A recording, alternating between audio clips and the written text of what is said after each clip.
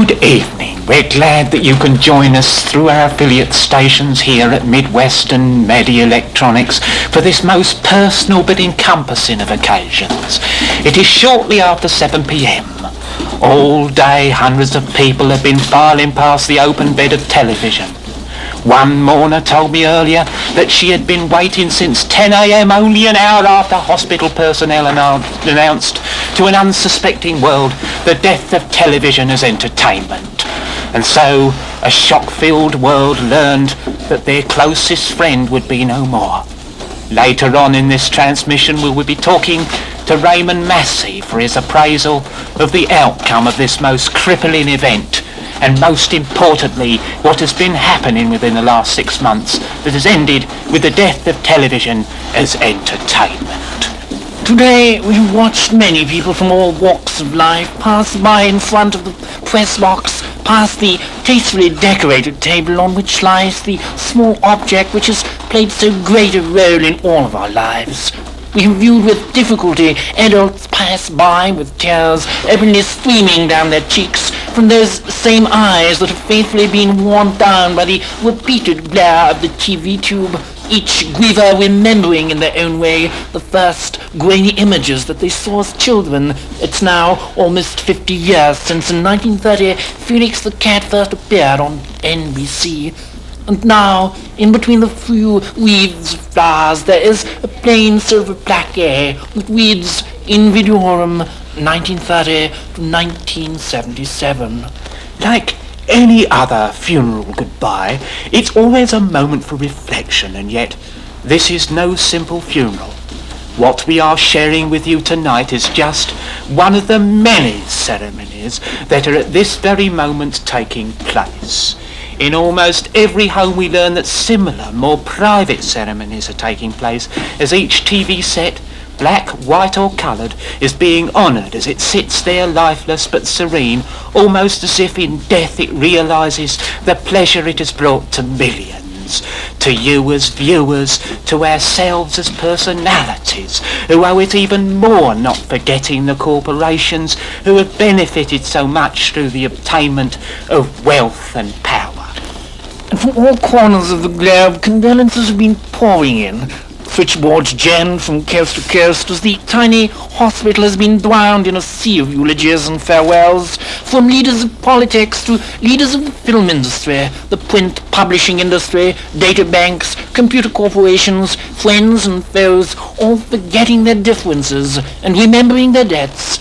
Proper or not, this death makes room for many plans and projections to be acted upon, and this death will certainly change our lives in more ways than we can ever surmise. But in this remembrance, let us not dwell on these things as we are in the last presence of this super being, lying in what many have described as solid state. Well, Raymond, what have been your thoughts on this unbelievable occurrence? That if I'm right, not even you expected so soon. That's right, Walter. We have been left, so to speak, completely out of the picture with regard to what have been happening here at MWME over the last 12 months. We've heard, of course, of tele-fetal generation, but had no idea how far it had come or even the extent of the problems that obviously have arisen. Many listeners are probably wondering why suddenly their TV sets went out. Though, of course, by now, most will have read about government directives that state quite emphatically that television itself has not died, but the context of television as we know it will be no more. Television, you see, as entertainment, we learned late this afternoon, though the final autopsy is expected to take several days, died through a failure of evolution, which simply means that the species itself could not psychologically deal with its transplanted mental responsibility.